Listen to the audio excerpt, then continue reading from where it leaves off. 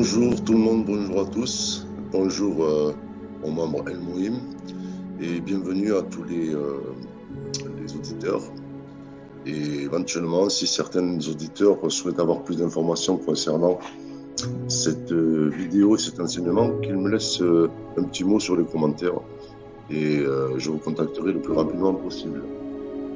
Donc, le thème de cette vidéo concerne pour les membres, la plupart des membres qui sont au courant, c'est déjà acquis, mais pour les nouveaux auditeurs, ce thème-là concerne une suite qui s'appelle la suite El Mouhim. Cette suite a une particularité, c'est qu'elle est créatrice. Elle est créatrice du monde qui nous entoure. Et nous allons le voir petit à petit par rapport aux diapositives qui vont défiler, les explications, que tout ça est cohérent. Donc, dans un premier temps, il faut tenir compte du fait que dans l'enseignement El Mouhim, les nombres ne sont pas des unités de valeur numérique.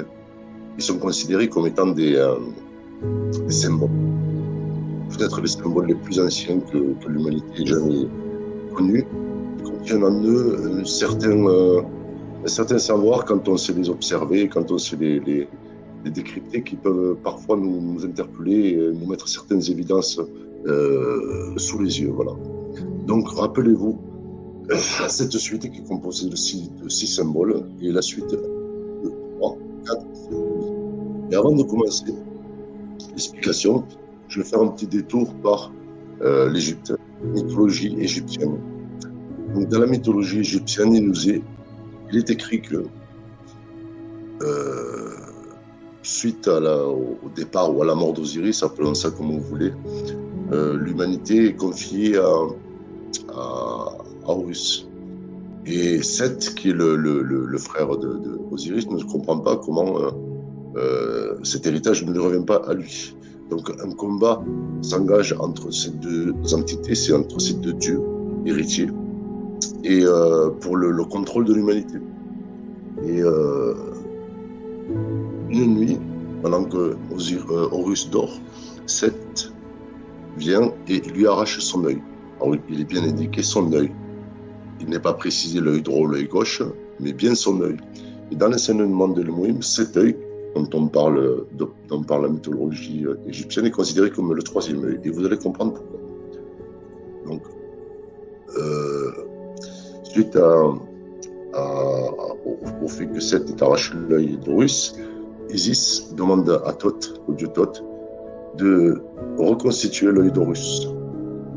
Seth a pris le soin d'éparpiller aux quatre coins de l'Égypte de façon à ce qu'on ne puisse plus le retrouver. Donc, Thoth a pour rôle de reconstituer cet œil et de le redonner à l'humanité. Donc, d'où cette publication, moi Thoth, j'ai constitué l'œil d'Horus, c'est-à-dire le troisième œil, en usant de la magie des nombres. Et vous allez voir pourquoi, la magie des nombres. Donc, Thoth est aussi l'enseignement. Il est à l'image de l'oiseau Bénou, du phénix. Le phénix est la version grecque de l'oiseau Bénou, qui est une version égyptienne. Ils représentent tous les deux un enseignement qui apparaît, qui disparaît, qui réapparaît et qui disparaît. D'où la symbolique de l'oiseau qui renaît de ses cendres. Voilà. Donc, on retrouve cet enseignement durant les millénaires passés et à travers différentes philosophies, à travers différentes religions, mais il réapparaît systématiquement. Donc, le but de Thoth, c'est de reconstituer systématiquement ce troisième œil de façon à ce que l'humanité soit à nouveau éclairée par Horus. Parce que dans cette démarche, Horus représente la lumière et Seth représente l'obscurité. Quand on parle d'obscurité, c'est pas celle de la nuit. C'est l'obscurité qui surgit de l'ignorance. De l'ignorance, voilà. Donc, je reviens à cette suite El Mouhim, suite divine et créatrice 1, 2, 3, 4, 7, 12, et nous allons, au fur et à mesure des diapos, je vais vous expliquer le fonctionnement de cette suite-là. Alors donc, si on prend la première diapo qui nous parvient, qui parle du temps chronométrique, qui est une dimension abstraite, mais dans laquelle nous vivons. Une dimension abstraite, mais qui agit sur nous. La preuve, le travail, les heures de sommeil, l'école, les horaires respectés, les week-ends, ainsi de suite. Chaque religion a son jour de repos, vendredi, samedi ou dimanche, suivant les religions. Donc, quand on prend le cas du temps, le 1, 2, 3, 4, 7, 12, on va l'appliquer de la façon suivante. Le 1 va représenter le temps chronométrique, puisqu'il existe un autre temps. On va parler de climat et de saison. Mais là, pour l'instant, restons sur le temps des hommes. Le temps chronométrique, 1. Ce temps est composé à nos yeux, et présenté à nos yeux sous forme d'un cadran de 12 heures, alors que les journées durent 24 heures. Donc, il y a 2 tours qui s'effectuent, donc 2 cadrans. Donc, nous avons le 2. L'orientation temporelle de cet écran se fait par 3 aiguilles. Celle qui représente les heures, celle qui représente les minutes, et celle qui va représenter les secondes. Donc, nous avons le 3. Les 4 principaux repères d'une horloge sont le 3, le 6, le 9 et le 12. Nous avons le 4. Ce cadran, quand il a fait ses 7 tours, il constitue une semaine de 7 jours. Ces semaines constituent des mois. Et il y en a 12 qui vont boucler l'année. Donc on retrouve le 1, le 2, le 3, le 4, le 7 et le 12. Et chaque diapo que je vais vous mettre n'aura aucune relation avec la précédente, de façon à ce que vous puissiez voir qu'on retrouve cette suite un petit peu partout. Donc là, on va aller dans la dimension des couleurs. Donc si on considère les couleurs, on va considérer la lumière, qui elle contient toutes les couleurs. Donc il y a les couleurs pigmentaires, mais on va rester sur le plan des couleurs lumière. Les couleurs pigmentaires fonctionnent de la même façon. Donc pour le 1, nous avons la lumière. Dans cette lumière, il y a des couleurs. Et chaque couleur a son opposé. Disons que le bleu va avoir comme opposé le jaune, le rouge, le vert, le noir, le blanc, et ainsi de suite. Donc nous avons le 2, des couples, entre parenthèses. Dans l'arc-en-ciel, dans le ventral lumineux, nous avons les 3 couleurs primaires, le 3, et les 4 couleurs complémentaires, 4. L'arc-en-ciel, lui, est composé de 7 couleurs. Vous avez à l'intérieur 3 couleurs chaudes et 4 couleurs froides. Donc on retrouve le 3 et le 4. Et le spectre lumineux, lui, dans sa totalité, est composé de 12 couleurs. Là, vous avez les diapos juste à côté qui accompagnent le commentaire. Donc on retrouve le 1, le 2, le 3, le 4, le 7 et le 12. Nous allons passer à la diapo suivante. Et là, nous allons parler du temps, mais cette fois-ci du climat. Donc le 1 se représenterait le temps, ou le climat. Ce climat ou ce temps est géré par deux périodes, des périodes froides et des périodes chaudes. Donc nous avons le 2. Nous avons des saisons qui durent 3 mois, et nous en avons 4. Donc nous avons des saisons qui durent 3 mois, le 3, et nous avons 4 saisons. Ces saisons sont parcourues par ce qu'on appelle les jours de la semaine. Donc nous avons le 7 et les 12 mois de l'année. Donc là, nous retrouvons à nouveau le 1, le 2, le 3, le 4, le 7 et le 12. Je vais prendre un autre exemple, qui est celui de la musique. Alors, elle obéit au même rythme, à la même structure, à la même suite. Donc nous avons en 1, nous avons la musique. Donc la dimension de la musique dans son totalité. La musique à la base est essentiellement composée de 2 accords, les accords majeurs et les accords mineurs. D'autres découlent de là, mais la base c'est les accords majeurs et les accords mineurs. Les accords majeurs sont des accords chauds, lumineux, alors que les accords mineurs sont plutôt sombres et tristes. Voilà, donc c'est 2 opposés. Nous avons les 7 notes, Do, Ré, Mi, Fa, Sol, La, Si. Et quand on décortique, quand on décompose ces notes-là, on a d'abord le Do dièse. Alors le dièse, pour ceux qui ne savent pas, correspond à un demi-ton. Voilà. Do dièse, Ré dièse, et le Mi, par hasard, n'a pas de dièse, n'a pas de demi-ton. C'est une note comme les autres. Elle n'a pas de demi-ton. Donc nous constatons que dans un premier temps, il y a un groupe de 3 notes, Do, Ré, Mi. Par la suite, vous avez Fa, Sol, La, Si. Fa un dièse, Sol un dièse, La un dièse, mais pourtant le Si, lui, n'a pas de dièse, au même titre que le Mi. Pourquoi? Point d'interrogation. Donc nous avons Do, Ré, Mi, premier groupe, Fa, Sol, La, Si. Deuxième groupe, 3 et 4. Donc nous avons vu qu'il y avait 7 notes de musique. Et si on cumule les fondamentales et les demi-tons, c'est-à-dire les notes et les dièses, on obtient 12 notes au total. Donc on retrouve à nouveau cette suite. 1, 2, 3, 4, 7, 12. Et pourtant ce n'est pas des couleurs. Certains musiciens diront oui, mais ça n'apparaît pas comme des couleurs. Ce n'est pas le temps. Ce n'est pas le temps chronométrique. Et pourtant, je suis là. Alors, je vais vous prendre un autre exemple qui n'a absolument rien à voir avec ce que nous avons vu, mais nous allons retrouver à nouveau cette suite là-dedans. Donc, si on prend un match de foot, quelque chose qui fait partie du quotidien des gens et qui conditionne la vie de plusieurs milliards de personnes sur Terre, surtout dans les grands événements, au même titre que les autres, on peut dire que ça engendre certains comportements qui sont particuliers à l'homme. Voilà. On a le 1 par exemple. Le 1 va représenter le match de football. Voilà. Mais pour qu'il y ait ce match de football, il faut 2 équipes. Donc le 2. Pour que ces 2 équipes puissent jouer, il faut 3 arbitres. Un central et 2 arbitres de touche. Et nous avons limité cette surface 4 droites ou 4 angles, appelez ça comme vous voulez, qui délimitent le terrain. Dans l'enseignement d'El Mouhim, pour le 7, on considère que les nombres 11 qui forment une équipe, l'autre nombre 11 qui forme une autre équipe, plus les 3 arbitres, se présenteront de la façon suivante. 1 plus 1, qui représente le 11, plus 1 plus 1, plus 3. Donc nous avons 11, 11 et 3. Donc si on rajoute un plus entre chaque nombre, on obtient 1 plus 1 plus 1 plus 1 égale 3. 4 plus 3 égale 7. Et nous avons le 7. Et tous les amateurs de football vous le diront, souvent les matchs sont conditionnés par le comportement des supporters. Ils influencent le jeu, même s'ils ne sont pas sur le terrain, de par leur passivité ou de par leur implication, ils vont motiver ou démotiver leur équipe. Donc ils influent sur le jeu, pas directement, mais sous forme d'énergie, leur présence. Et on appelle les supporters le 12e homme.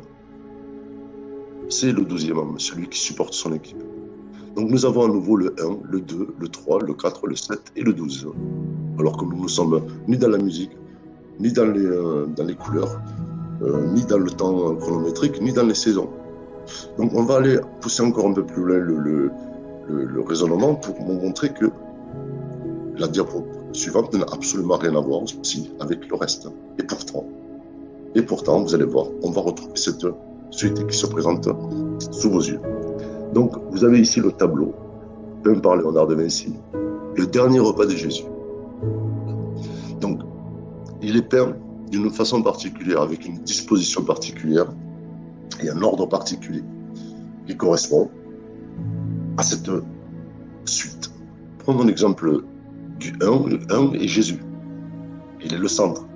Il est celui qui fait que les apôtres sont présents autour de lui. Et de chaque côté, vous avez les 12 apôtres, 6 d'un côté, 6 de l'autre. Donc, ces 2 côtés représentent le 2. Léonard de Vinci a peint les apôtres dans une position particulière. Et vous pouvez observer que j'ai encerclé de façon à ce que ça vous paraisse plus évident. C'est par groupe de 3. 3, 3, 3 et 3. Et au total, 4 groupes. Donc nous avons le 3 et le 4. Et dans la philosophie, dans la pensée religieuse du christianisme, les 7 péchés capitaux sont très importants. Nous avons le 7. Le 7 représente les 7 niveaux de conscience, l'élévation. Et vous avez les 12 apôtres. Donc, on retrouve de nouveau le 1, le 2, le 3, le 4, le 7 et le 12. Au même titre que nous avons vu cette suite sur les autres diapos. Alors, je vais continuer. Et là, je vais vous parler des religions, en général, des 3 grandes religions. Quelles à cette suite. Alors, les 3 adhèrent au fait qu'il n'existe qu'un Dieu, un Dieu unique. Donc, nous avons le 1. Elles enseignent toutes les trois le bien et le mal. Nous avons le 2. Elles sont trinité, corps, âme et esprit. Le 4 va représenter le prophète, le messager, qui va se diriger vers la population qui lui correspond. C'est-à-dire que c'est comme une croix, un croisement. C'est-à-dire qu'à un moment donné, l'individu doit faire un choix. Quelle direction prendre? Et la direction qu'il va choisir, en fonction de ce que va lui dire le prophète, sera la bonne direction qu'il aura su, qui le mettra en paix. Donc nous avons le 4. En ce qui concerne le judaïsme, le 7 va représenter les 7 branches du chandelier. Le chandelier représente la lumière au concerne l'obscurité. Pour le christianisme, ça va être les 7 cieux, les 7 péchés capitaux. Les 7 cieux, je vous rappelle, c'est les 7 niveaux de conscience. Donc plus la conscience s'élève, plus elle chasse l'obscurité qui est en elle. Et pour les musulmans, vous avez les 7 sous l'ombre de Allah. Toujours pareil. Ceux qui atteignent les 7 niveaux de conscience sont sous la protection de Allah. Ceux qui sont sur le chemin, du moins. Nous avons pour les juifs les 12 tribus d'Israël. Pour les chrétiens, nous avons les 12 apôtres. Et pour les musulmans, nous avons les 12 califes. Donc on retrouve là aussi le même principe. 1, 2, 3, 4, 7, 12. Donc je vais aller encore plus loin concernant la diapo. Je vais vous prendre un phénomène naturel qui s'est fait naturellement. On a beaucoup de chance d'avoir cette photo puisqu'elle a été prise vraiment au hasard par un photographe qui a remarqué le comportement des fourmis. Ça lui a paru suspect, donc il a pris la photo, il a intitulé cette photo l'équilibre parfait. Pourquoi il a intitulé cette photo l'équilibre parfait? Puisqu'il observe qu'il y a une goutte d'eau sur une feuille. Et les fourmis cherchent à s'abreuver. Et donc les fourmis savent très bien que si elles partent les 12 dans la même direction, elles vont faire pencher la feuille et la goutte d'eau sera perdue. Donc naturellement, ils s'organisent de façon à se mettre dans une position particulière pour permettre à la goutte d'être en équilibre, pour qu'ils puissent tous s'abreuver. Et si on compare cette photo au dernier repas de Jésus, on se rend compte aussi que les 12 apôtres se nourrissent des paroles du Christ. Ils les abreuvent, ils les alimentent. Il se passe la même chose sur cette photo. Les fourmis, elles, s'alimentent. Jésus, dans ce cas-là, dans l'enseignement de l'Émouï, est le 1. Et la goutte d'eau aussi est le 1. Les fourmis, en général, sont noires. Là, elles ont 2 couleurs. Le hasard ou pas le hasard, mais en tout cas, ce qui est certain, c'est que la disposition, elles l'ont réfléchi. Et elles se mettent par groupe de 3. Et elles constituent 4 groupes. Au même titre que le repas de Jésus, le dernier repas où on voit les apôtres se mettent par groupe de 3. Alors, hasard ou pas hasard, la fourmi, le mot fourmi est composé de 7 lettres. Et au total, elles sont combien? Elles sont 12 fourmis. Voilà. Donc, on peut même comparer ces fourmis au calendrier. On peut considérer que ce groupe de 3 représente janvier, février, mars, avril, mai, juin, juillet, septembre, octobre, novembre et décembre. Et pourtant, nous sommes passés d'une diapo à une autre qui n'a absolument, au niveau visuel, absolument rien à voir. C'est ça l'enseignement des mots, justement. C'est de permettre d'aller au-delà de ce que les yeux nous permettent de voir. Reconstituer l'œil de Horus, permettre au troisième œil de voir qu'en réalité, tout ce qui s'entoure à la même source. C'est-à-dire que l'illusion disparaît. Nous allons au-delà de la forme, qu'elle soit vivante, qu'elle soit sous forme de dessin, qu'elle soit sous forme de notions abstraites comme le temps, qu'elle soit sous forme de logos. Et vous allez voir que les logos aussi, sur des logos commerciaux, religieux, respectent et sont conditionnés par cette suite. Vous vous rendrez compte aussi que, là je ne vais pas marquer le détail parce que l'intérêt c'est qu'il y a une interaction entre vous et moi. Sachez que dans l'alphabet est conditionné de la même façon. 1, 2, 3, 4, 5, 12. Et si elle est disposée, si chaque lettre est disposée de cette façon, ce n'est pas du haut au bas. C'est pour respecter un ordre. Un ordre qui, dans l'enseignement, est appelé la suite d'El-Mouhim, suite divine et créatrice. Vous observerez ici, sur cette diapo, qui est le musée du Louvre, avec la personne de El-Mouhim, on se rend compte que ça n'a pas été fait au hasard. Les dispositions ne sont pas du tout dues au hasard, mais un ordre précis, quelque chose qui a été respecté. Voilà. Pour exemple, je vous prends le nombre de pyramides, de triangles verts. Comptez-les. 7. Le nombre de petites pyramides que je vous montre avec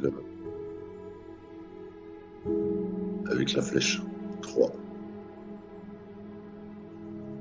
Le nombre de côtés fermés. 3. Et un quatrième ouvert. Le 3 et le 4. Le nombre d'arêtes qui composent la pyramide. 3 pour chaque côté. Donc 3 fois 4, 12. La disposition n'est pas due au hasard, elle respecte un certain nombre. Et là, vous avez toute une série de logos qui aussi sont régis par cette suite. Si vous aurez l'œil, vous allez voir des 3 et des 4 partout, des 2 et des 1. Si vous avez l'œil, vous le verrez. Si vous n'avez pas l'enseignement, vous ne le verrez pas. Nous avons ici des dispositions particulières. Voilà. Observez le QR code. Le QR code et puis une scène occulte de franc-maçon. On retrouve le damier noir et blanc. Le QR code aussi noir et blanc. 3 piliers, 3 colonnes, appelez ça ce que vous voulez. Et comme nous avons aussi les 3 carrés. Et cela fonctionne de la même façon. Alors, je vous ai mis aussi cette diapo qui représente le Cerbère. Cerbère, le chien aux 3 têtes. Alors sachez une chose, c'est que Cerbère regarde à la porte de l'enfer. Et sachez une chose aussi, c'est que personne ne veut aller en enfer. Personne ne veut rentrer en enfer. Au contraire, tout le monde veut sortir de l'enfer. Donc en réalité, Cerbère ne garde pas l'entrée des enfers, puisque personne ne peut y aller. Il garde la sortie des enfers. Tout le monde veut sortir de l'enfer. Et dans l'enseignement El-Mouhim, il est dit que le 3, justement, Cerbère, qui l'empêche justement d'avoir accès à tout ce potentiel, ce visuel, cette capacité à voir au-delà de la forme. Donc, tout ça pour vous montrer cette diapo. Une diapositive qui est totalement d'actualité. Puisque, vous savez, les événements actuels nous parlent de passages messianiques. On nous parle de l'arrivée d'un Mashiach, on nous parle de conflits, de guerres de Gog et Magog, et on nous parle d'un nouveau Dieu, d'un nouveau Dieu qui va engendrer une nouvelle conscience, un nouvel homme, un homme différent. Voilà. Donc, on voit la suite 1, 2, 3, 4, 7, 12, et on voit le Baphomet, on voit le drapeau israélien et palestinien, on voit les 3 religions représentées par les 3 logos. On voit aussi en 4 le logo de l'OTAN. On voit aussi en 7 le G7. G7, pour ceux qui ne savent pas, c'est les plus riches du monde. Et nous avons un 12, qui correspond aux 12 étoiles de l'Europe. Alors qu'il y a 27 ou 29 pays, je crois, en Europe. Donc rappelez-vous, pour ceux qui sont un petit peu initiés, que le 12 suit toutes les religions, toutes les croyances. Et là, nous avons une 12 qui apparaît. Alors, je vous donne plus de détails. Le commentaire qui complète cette diapo, c'est celui-ci. Regarde. Voilà. Nous avons aujourd'hui, on appelle le Baphomet, les églises sataniques. Nous avons une énergie qui pénètre le monde physique, qui inverse les valeurs, qui perturbe tous nos repères, qui modifie nos perceptions, nos transmissions, ainsi de suite. Donc, dans l'explication, c'est la suivante. C'est-à-dire que le 1 est quelque chose d'abstrait.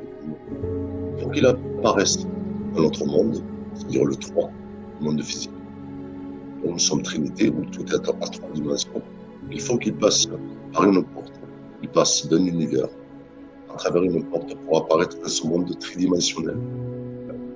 Donc vous constaterez que depuis quelque temps, ça dure depuis plusieurs dizaines d'années, mais ça s'accélère énormément depuis un an. Vous voyez que l'humanité est en train de se diviser en deux par rapport à ce conflit israélo-palestinien. Alors il ne faut pas voir ces deux, c'est-à-dire israélo-palestinien, comme du simple drapeau. Il faut les voir comme des clés. Alors pour ceux qui suivent l'enseignement El Mouhim, le 2 est toujours une porte. Dans le cas de El Mouhim, le 2 serait le féminin masculin. Une porte par laquelle toute vie passe pour pouvoir apparaître dans ce monde-là. Donc dans le cas de principe religieux, le 2 là actuellement représente une porte qui se situe à un endroit précis que tout le monde connaît, puisque c'est dans un lieu, au lieu de la spiritualité, de la religion. Toutes les religions ont pris, celles qui sont d'actualité, ont pris une racine, se nourrissent de cette source, à cet endroit-là précis. Une énergie est en train de remplacer l'ancienne énergie. Et en apparaissant dans le 3, c'est-à-dire dans le monde tridimensionnel dans lequel nous sommes, il y a une confusion générale entre toutes les grandes religions. Elles sont totalement en confusion. Et un conflit est entretenu par les armements et l'aspect financier. En ce qui concerne l'aspect militaire, c'est l'OTAN. N'oubliez pas que le 4, c'est aussi le prophète, il décide. Il va orienter ses croyants. Donc aujourd'hui, l'Orient, l'OTAN impose un rythme. Elle soutient une pensée, une philosophie qui fait en sorte que les valeurs s'inversent. Nous n'avons pas les mêmes repères. Et donc, comme il le faut, l'aspect financier, l'aspect militaire ne suffit pas, il faut l'aspect financier aussi. Donc, qui finance, qui supporte, c'est le G7, le groupe des 5 pays les plus puissants du monde. De façon à ce que cette nouvelle pensée, cette nouvelle philosophie, cette pensée issue du Baphomet, enseigne aux générations présentes et futures une autre façon de penser, une autre façon de concevoir l'être humain, la conscience de l'être humain. Et donc, elle est représentée par ces 12 brins d'ADN. Il n'y a pas la conscience, elle est constituée de 12 brins d'ADN. Et c'est en Europe actuellement qu'on voit pas mal les spectaculaires, puisque un troisième genre est apparu. Jusqu'à présent, l'humanité est composée de 2 genres, le genre féminin et masculin. Et cela depuis des dizaines, des centaines de milliers d'années. Et donc, on est en train de créer un troisième être humain, un troisième genre, je dirais. Ce genre, vous le connaissez sur le nom de Yel, contraction du féminin et du masculin, qui fait qu'on n'est ni féminin ni masculin. Et de là, à décoller, vous savez, tout ce qui est LGBTQ+. Donc, ce n'est pas trop pour juger ces gens-là ou pour juger leur comportement. Je ne suis pas là pour juger ça. C'est pour l'influence que peut avoir cette suite sur le comportement humain. Et là, on retrouve le 1 comme étant le Baphomet, le 2 comme étant le conflit israélo-palestinien, qui est un passage, n'oubliez pas, c'est une énergie qui rentre dans le monde tridimensionnel et qui met en conflit tous les 3 grandes religions, chrétienne, musulmane et juive. Tout ça s'entretenu militairement sous le contrôle de l'OTAN et financé par le G7, de façon à ce qu'il y ait une division, que l'humanité se divise en deux, de façon à créer l'homme augmenté, qu'on appelle l'homme augmenté, et l'homme ancien, je dirais. N'oubliez pas que nous sommes dans l'ère du Verseau et que tous les 2000 ans, les consciences humaines changent, elles deviennent autre chose. Donc, si vous voulez en savoir plus concernant cette suite et tout l'enseignement El Mouhim, j'ai écrit 2 livres. Voilà, vous pouvez les trouver n'importe où sur Internet, il suffit de les commander. Alors, vous avez des versions papier et des versions Kindle, des versions numériques. Si vous voulez me laisser des commentaires, n'hésitez pas, n'oubliez pas, like, partager, de façon à ce que ce message puisse passer. Et je vous souhaite à tous de passer une agréable journée et espère avoir rapidement de vos nouvelles. Et j'espère que cette vidéo vous aura plu. À très vite.